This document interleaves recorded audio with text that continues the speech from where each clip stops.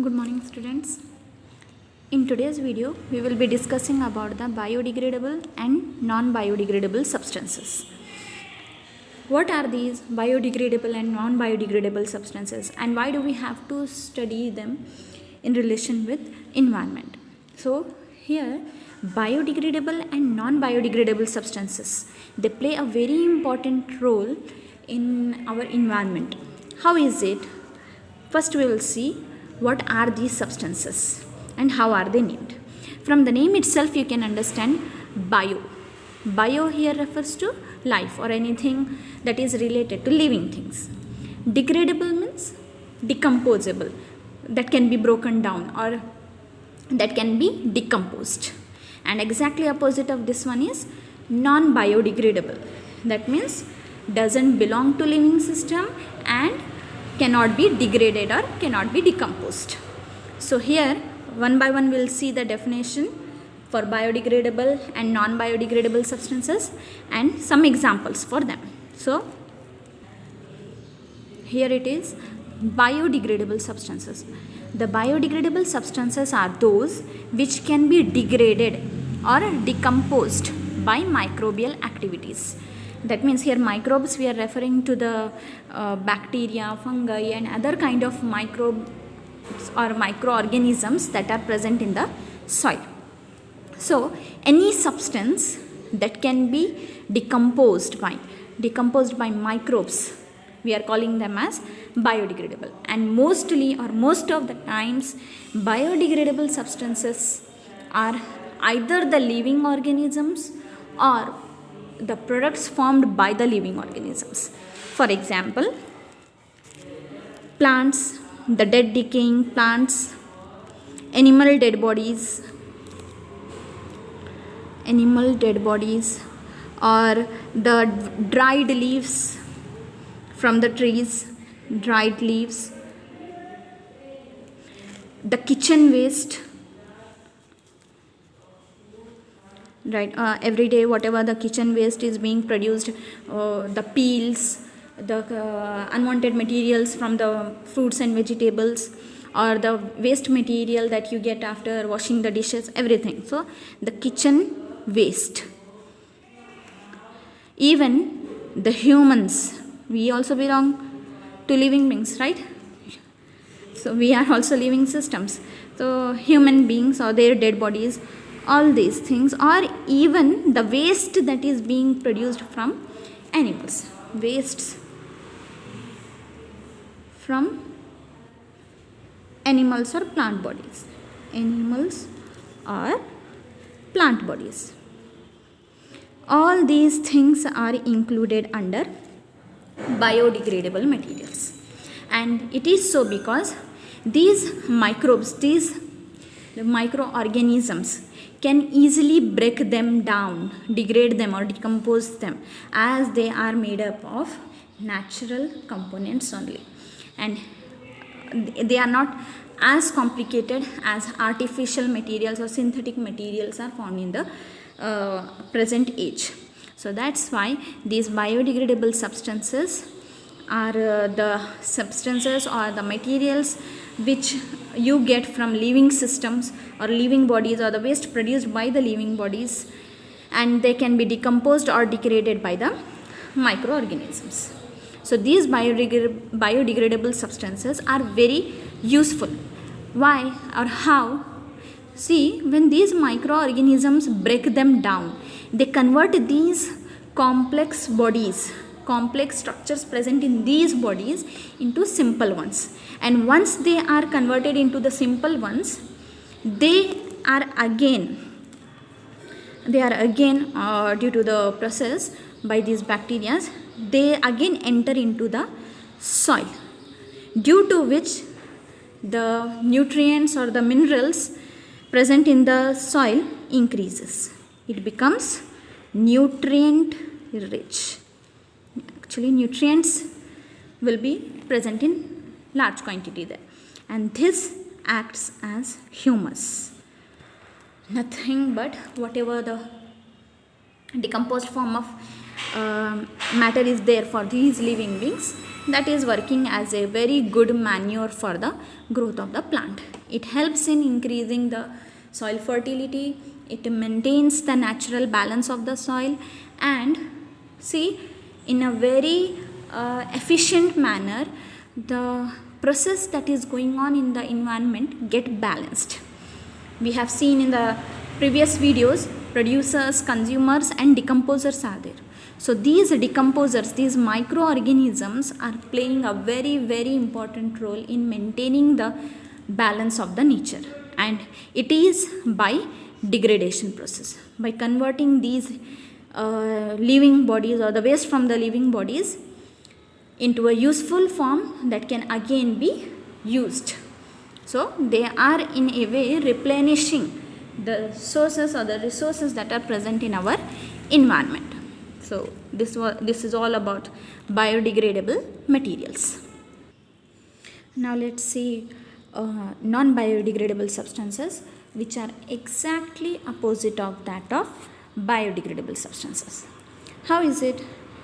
Here in biodegradable substances, we have seen that they are decomposed by microbial activity, and it is possible because they are made up of living systems, or they are derived of living systems.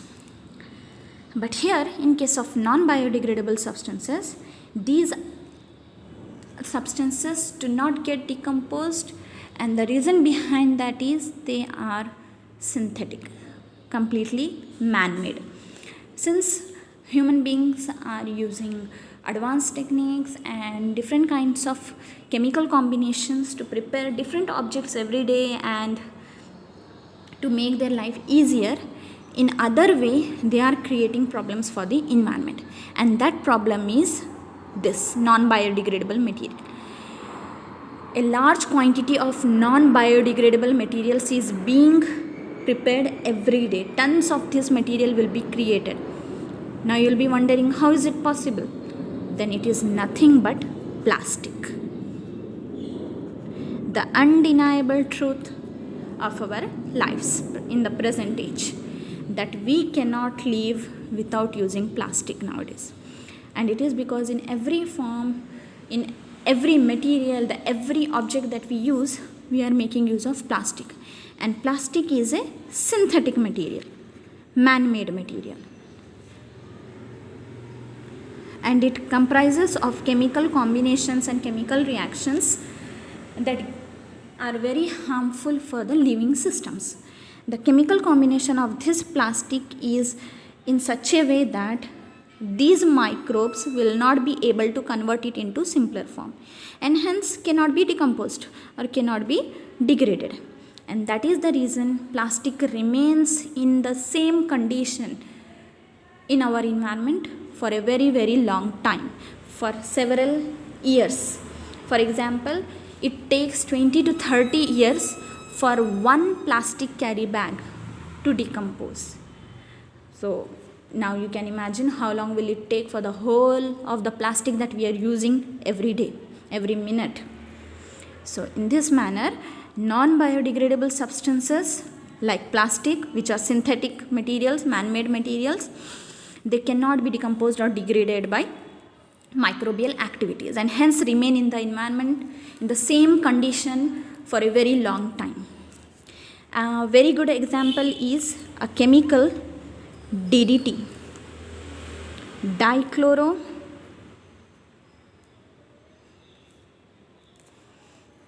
diphenyl trichloro ethane. This is the chemical name of this compound DDT, which is usually spread, which is normally used as a weedicide. It is not used nowadays, but during the Second World War it was used extensively, and due to that the soil pollution, water pollution was observed, or it was observed in a large quantity. It is because this DDT is not decomposed or degraded by microbes. Due to that, it remained in the fields or got accumulated on the crops and got transferred to the different food chains in the environment, in the ecosystem. Due to that, this chemical has created lot of health problems in the human beings, as human beings are the top, or you can say they come at last in every food chain. They are the last consumer, they are the tertiary consumers in every food chains. So that's how these substances, plastic, DDT, and many more substances are there which are non-biodegradable and are very, very harmful to our environment, as they do not decompose and remain in the same condition for a very long time. So this was about biodegradable and non-biodegradable substances. Now the question comes, if these substances do not decompose and remain in the same condition for a very long time, what will happen? Will they be like that only? Will they get accumulated? And if they get accumulated, what happens? So by considering this point, we have a very, very important word here, that is biomagnification. Biomagnification. It is also called as biological magnification.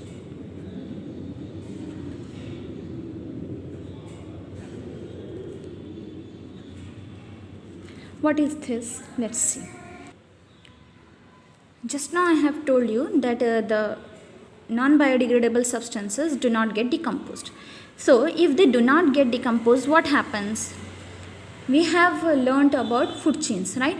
In food chain, we have seen the energy present in the lower organism will get transferred to the higher organism one by one, right? And that continues in the food chain, or you can say that is being followed in the food web. One or the other way, it gets transferred to the higher organism. So these substances, non-biodegradable substances, also get transferred in the same way. For example, we will consider this DDT. If this DDT is spread for weeds, unwanted plants that are grown in the fields, to remove those weeds, if it is spread onto the crops, then what happens here is this chemical DDT will remain on the leaves, fruit, or the grains, that whatever the crops that are being grown there, it remains on that one, and this plant will absorb it. It absorbs and it enters into its system. These crops will be used up by different living organisms like us human beings, or if herbivores are there, they will use it. We'll go with herbivores, right? Herbivores. They will consume the leaves. Since this chemical is present on the leaves, when these herbivores consume it, it has entered into their system, their body system. These herbivores are consumed by carnivores. Again, the transfer of the energy, the transfer of the food, the matter, as well as this harmful chemical is also getting transferred. And finally, by one or the other way, directly or indirectly, it gets transferred to the man.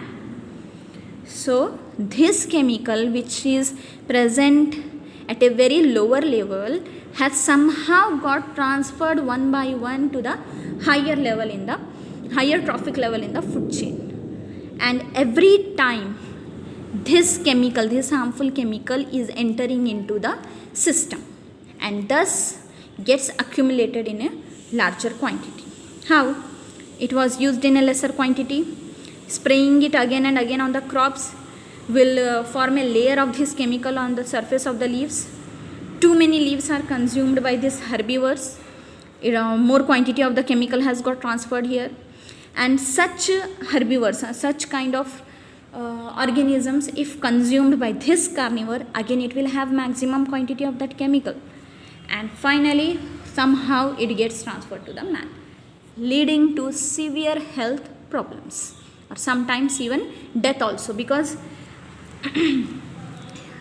the certain chemicals are very harmful, or you can say poisonous, like arsenic.